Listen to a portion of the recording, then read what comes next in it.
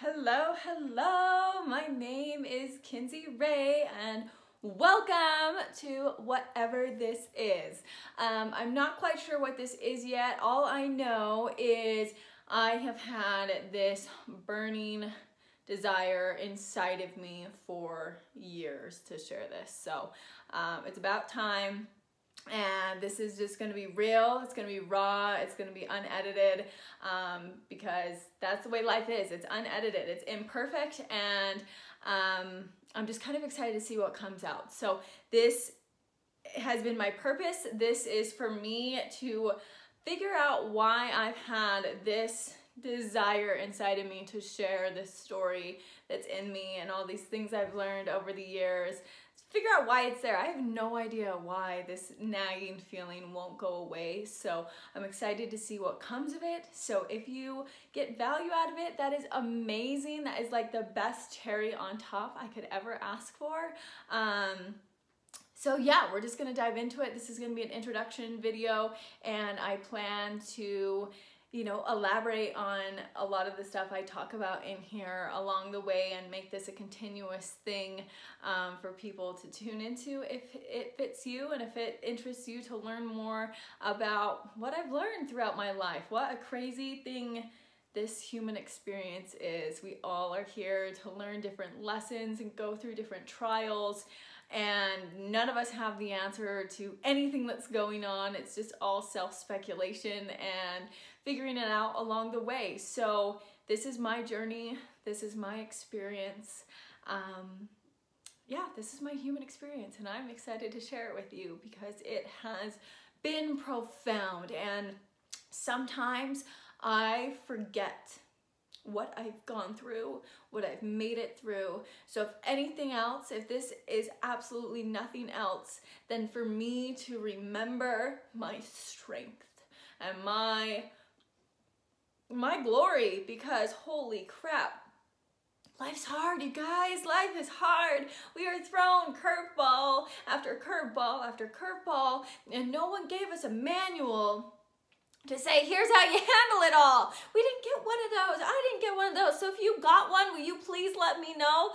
Because I've just been figuring it out on my own, and it's been such a messy process, but oh my goodness, has it brought me some of the most amazing experiences. And to me, that's what the human experience is. It's to experience life on every end of the spectrum. The really bad, horrible, hard stuff, and then the really amazing stuff, the most euphoric feelings that you can't explain. We are meant to feel on both ends of this spectrum, and you can't appreciate the one without the other. So I am here experiencing this human experience to the fullest. I want both ends, because yes, the hard end sucks. Oh man, it sucks. But when I get that euphoric feeling on the other end and I come out on top shining, oh, that feeling, it is unlike anything else. So if I have to take the hard to get that triumph, woo, you bet I will. So my name is Kinsey Ray. I am 26 years old, and I have been through a journey. Oh man, and this is what I want to talk about. Is I'm a huge advocate for the mental health space, and the only reason I can be such a big advocate for the mental health space is to know the deepest, darkest corners of it. And I've never really shared this experience like start to finish publicly, so I'm excited to. It's scary, it's hard, none of this is easy, but I am ready to, because in the deepest part of my soul, I know if I don't share this and I were to die tomorrow, that would be my one regret. That's the one regret I would have in life, because I've lived a beautiful life thus far. I'm not done yet, but 26 years of age, oh my gosh, have I had some of the most miraculous experiences. Like, I'm so thankful, so blessed. But this would be my one regret. So why have I not done it? So here we are. I was born in Salt Lake City, Utah, lived in California for a bit. Now I'm back in Salt Lake. I had a really, really amazing childhood growing up. You know, I didn't have anything traumatic happen to me as a kid. I was very blessed and very fortunate to grow up with some amazing, loving parents who are still married. They raised me right. I believe I'm a good human at heart. You know, I have two beautiful sisters, and I just had a really good childhood growing up. I'm the youngest of three girls, and you know, and so I had a good childhood. I don't have anything to blame for the hardships and the trials that I went through, that I really suffered as a child, because I didn't. I was blessed with a beautiful upbringing. But then, you know, I hit my adolescent years, and all of us in junior high, I'm sure you remember, the hormones were flying, and you don't know what's going on with your body. You feel like you don't fit in, or at least that was me. I was the awkward redheaded girl in school. Yes, I'm a ginger, and I just was so awkward. I felt that way. I didn't feel like I fit in. I felt like the kids were mean to me. I didn't feel like I had many friends, and just was struggling because there was just so many emotions and so much changing going on, and nobody taught me how to deal with it. And I remember the first time my dad sat me down. I want to say I was like 10 or 11. And I remember, maybe a little bit older, but I remember him sitting me down, and he said, "I think you have depression just like me." And he sat me down, and I had no idea what that meant, but I distinctly remember this conversation. And hindsight is always, it's always 20/20, right? With the conversations, the things that happen. And I remember my dad sitting me down. He said, "I think you have depression like me." And me being young like I was, okay, cool. Like, you know, I didn't understand what he was telling me. That's all I remember. And I don't think he knew how to tell me exactly what that meant or what was going on, but I just remember him telling me that. And then I remember getting into high school, you know, puberty, hormones are flying, and that's when I started really experiencing the depression. It's when I really started to see, like, I didn't know what was going on though still. You know, I'm only 13, 14 years old, and I didn't understand what was happening inside of my head, inside of my body, and along with the hormones and the friends and trying to fit in and just like trying to figure this human experience out, because adolescence is really, really when you come to consciousness, like, who am I? Why am I here? What's my purpose? And like, everything took a negative downward spiral for me. There was really no like I said, there was really no moment in my life that I can say, oh, this bad thing happened, or that bad thing happened, or this bad thing happened.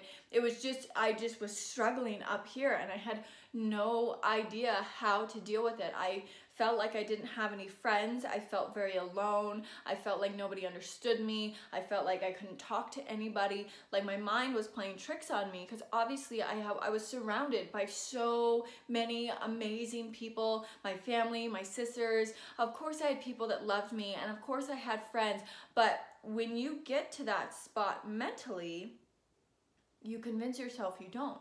You convince yourself you're alone. You convince yourself that nobody cares and nobody would notice if you weren't here tomorrow. And then that starts to sink in, and you say, wow, nobody would notice. I don't have a purpose. Nobody would care. And then that starts to eat you alive, and then you start to wonder, well, then why am I here if nobody cares? Why am I here if I don't have a purpose? What am I doing here? This is so hard. Why do I want to keep pushing forward? It's too hard. And that's where I found myself. My mind was playing tricks on me, and nobody was teaching me how to handle it or what was going on. And of course I didn't tell anybody. Oh no, that would make me weird. Everybody else seems so dang happy. What's wrong with me? Why do I feel so sad inside? I didn't know. At 14, I didn't know what was going on. At 15, I didn't know what was going on. I didn't know how to ask for help. I didn't know. And it just kept getting worse and worse and worse. And then I started to hate myself. Oh, why are you so angry? Why are you so sad all the time? Everybody telling me to be happy. And so I'd put a smile on and I'd say, I'm happy. I'm fine. And I wasn't fine.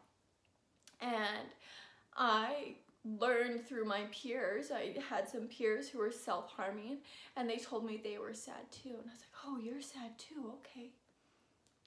And they told me how they were solving it, that they were hurting themselves. I said, oh, that helps, okay. So when I was 15 years old, I took a razor to my legs.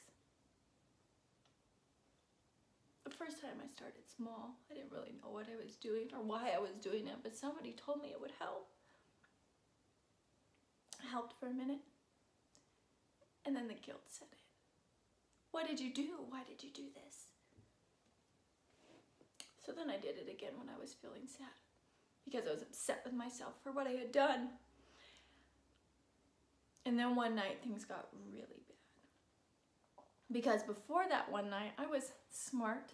You know, I made sure to put the cuts where my shorts would hide it. So in the summertime, I could still wear shorts. Then one night things got really bad.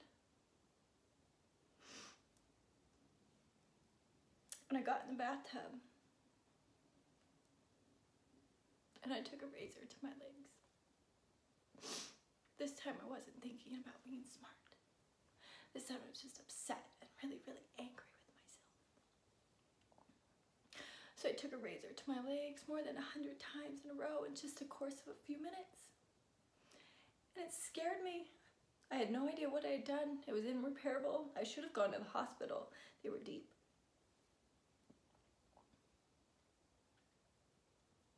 And that was the night I learned you could not take back those decisions. That was the night I learned that scars were permanent.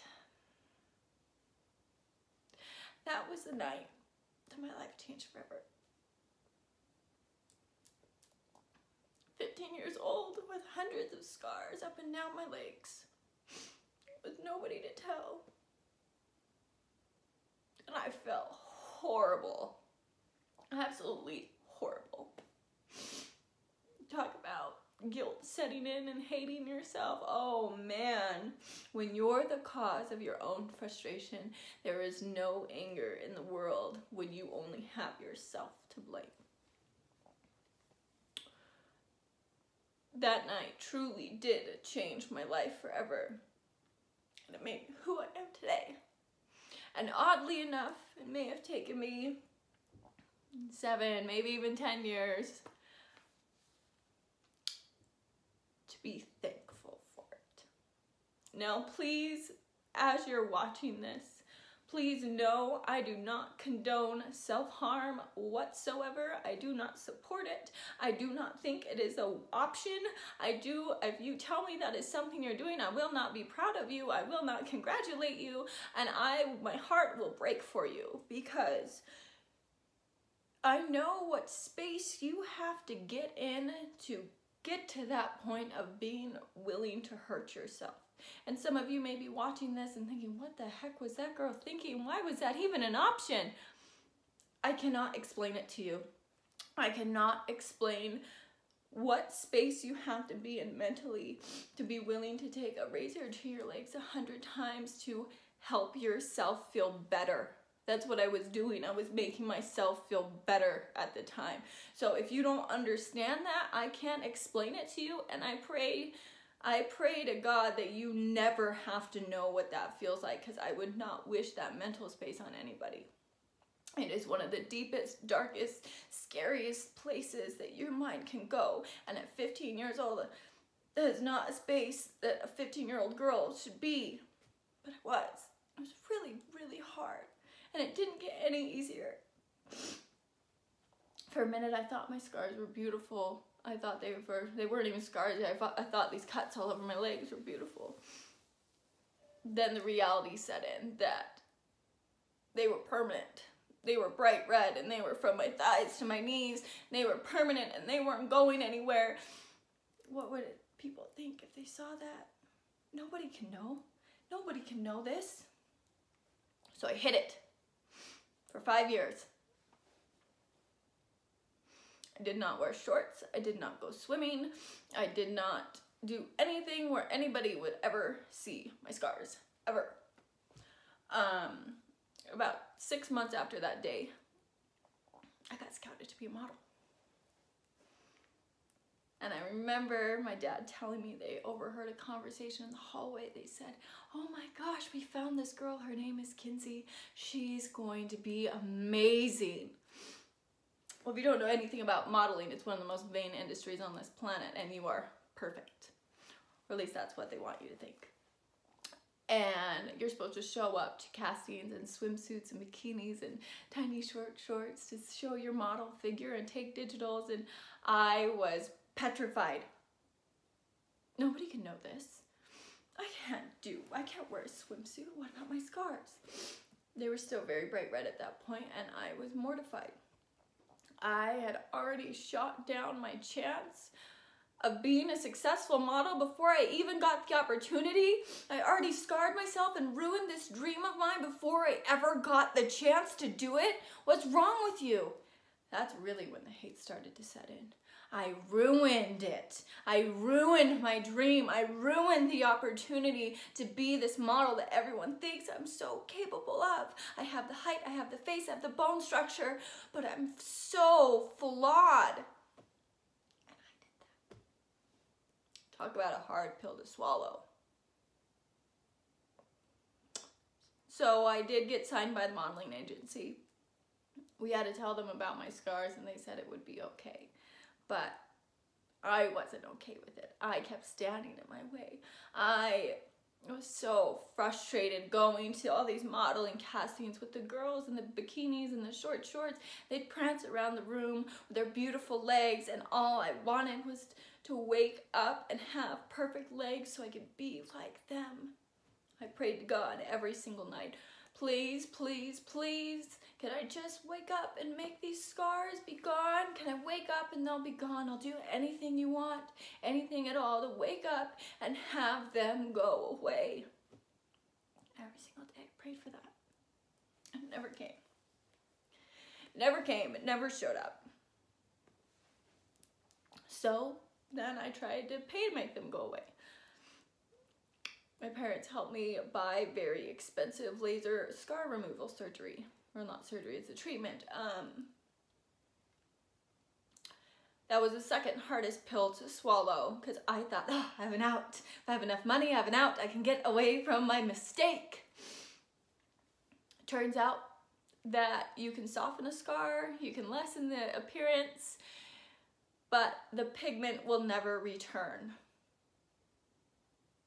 They are on my legs for life. That was at 17 years old that I had to swallow that pill. They will not go away, ever. Dang it, I did that.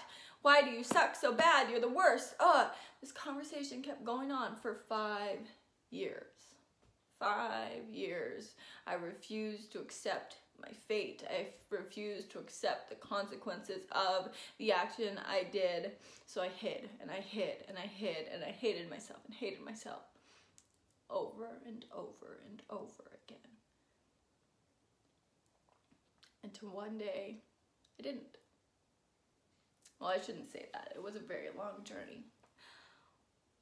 That I decided if I'm going to be stuck with these scars for life, then I better figure it out.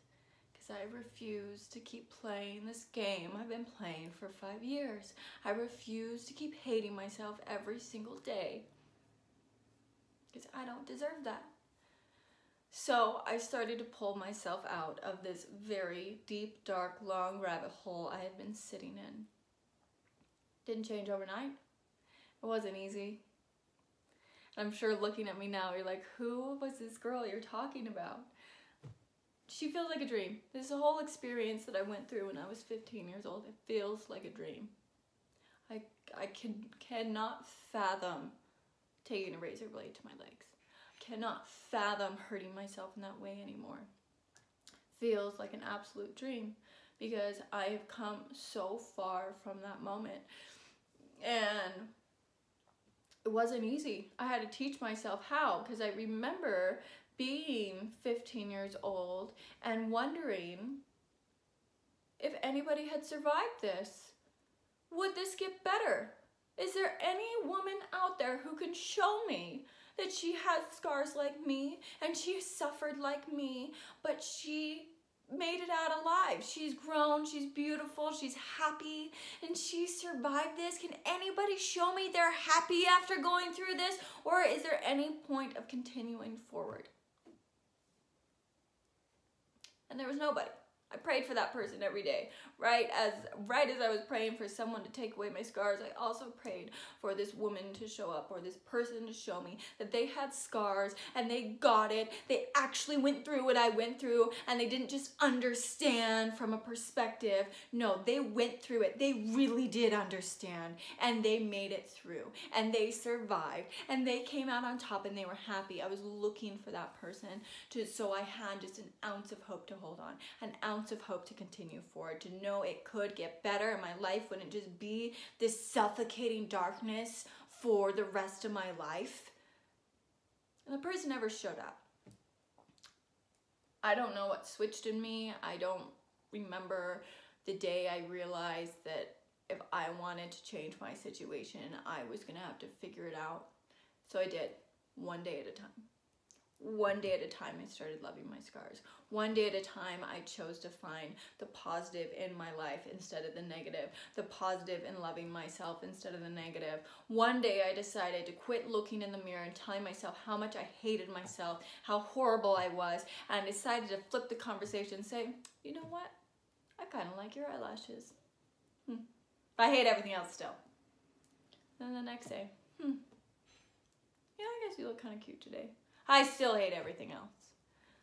One day at a time, I'd find something. One day at a time, that list would grow. One day at a time, I learned to love my scars. And when I was 18 years old, I remember this day. I remember I went to Vegas, because I have people who ask me all the time now. They said, how on earth did you get so comfortable showing your scars? Because I was petrified. Oh my gosh, what if somebody saw that? What would they think? They're going to think I'm psycho. What would they think of me? So I was scared. I didn't wear shorts, but I was ready to. I was sick of sweating my life away during the summer because I refused to wear shorts. Who was stopping me from wearing shorts? Who could get me to wear shorts? So I went to Vegas. I was like, everybody's weird down there, so what if I'm weird too? And I wore shorts. And I remember I really thought that the whole world was going to stop the second I walked out in public in shorts. People were going to stop and stare. Traffic would stop. People would point. There'd be car accidents. Who was that freak walking on the streets? And I walked out into public. Nobody noticed. Nobody paid attention. Nobody stopped. Nobody stared.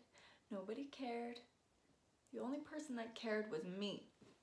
The only person holding me back was me.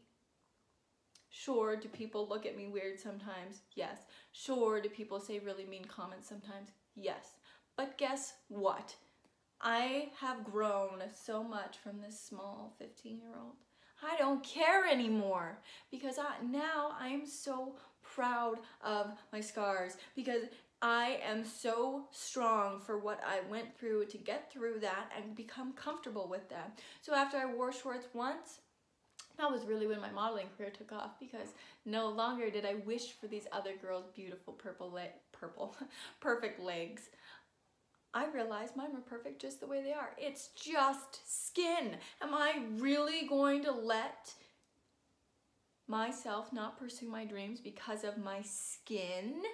It's just a pigment of skin that's missing. And I'm really going to not pursue this dream that's instilled in my heart, that I want to be a model, walking runways, on magazine covers, on billboards. I'm really going to let myself stop myself from doing that?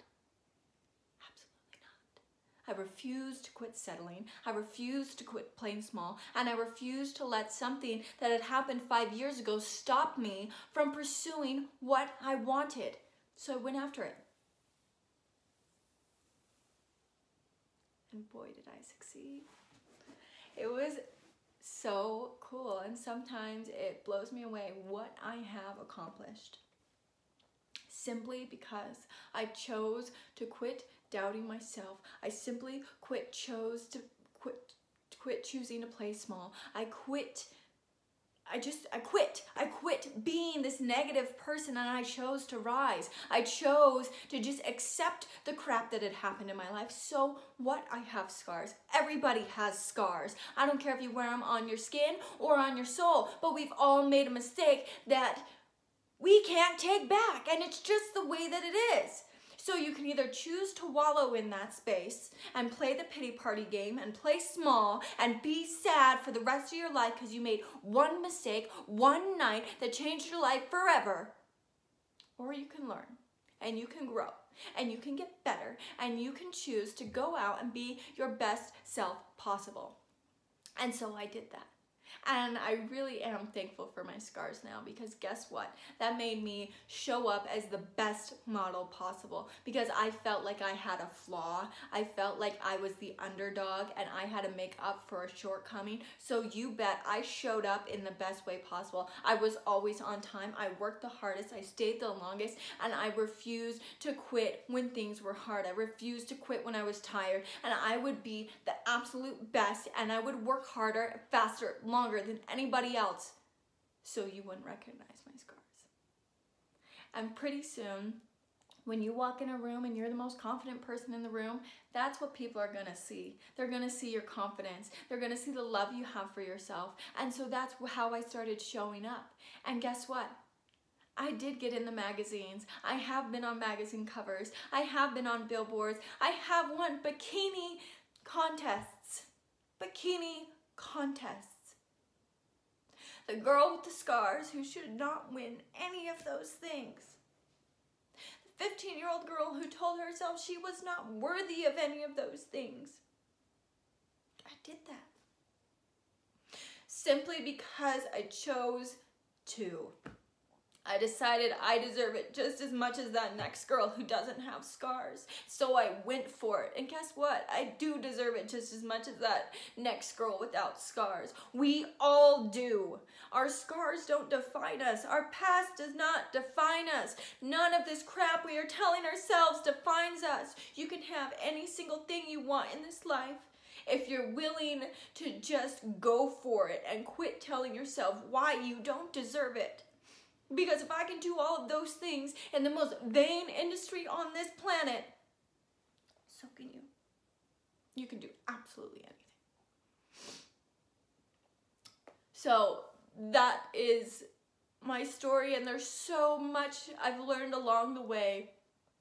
And I'm so excited to share with you how I overcame the self-doubt, how I overcame the scars, how I learned to love myself, how I took my negative coping skills and have turned them into positive coping skills. And I'm excited to share them with you and show you that the only person holding you back from what you want in this life is you. You can do anything you want to. Quit playing so small. Quit letting that scar on your heart tell you that you don't deserve your dreams, because it could not be further from the truth. It's lying to you. It's lying to you. I lied to myself for so long and told myself I was not worthy. I was not beautiful with these scars. I am so beautiful with these scars. I'm a warrior. I'm strong. I'm resilient. I'm a light. I know what it's like to be in the darkness, and I refuse to stay there. So I'm going to be a light. I'm going to shine so bright and show you that you don't have to keep sitting in the dark. You don't have to keep playing small. No, you don't. The choice is yours. You are in control, and I will be your light till you find your own, because it's inside of you. I promise. I promise it's inside of you. And it might be really, really hard to dig out. And it might take a lot of practice every single day. But I promise you, it is worth it. It is worth it to come out the other side. Because once you crawl out of that dark rabbit hole, and I know it's hard. I know you're going to want to give up. I know you're going to want to get back in, because I have. I do every single day. This is a battle every single day. I wake up every single day and choose to love my scars every single day. I choose to believe in myself every single day. It's a choice. Happiness is a choice. Self-love is a choice. And you are in control And it's hard. Some days it's much easier to choose to be happy than others, but I know what the bottom of that rabbit hole looks like, and I refuse to go back. I refuse to crawl back down there. So I will fight every single day to stay on top, to stay in the light, to stay in my light. And I want to show you it's possible. I want to show you there's a way out of that darkness, because I remember praying for the light one day. And guess what? I became it, and you can too. So my name is Kinsey Ray, and I'm so excited to share my self-love sanctuary with you, because if nothing else, this is a sanctuary for me to remind myself that I'm worthy of love. I'm deserving of all that I desire, and I'm absolutely unstoppable when I choose to be. And so are you. Please share this if you found value in it.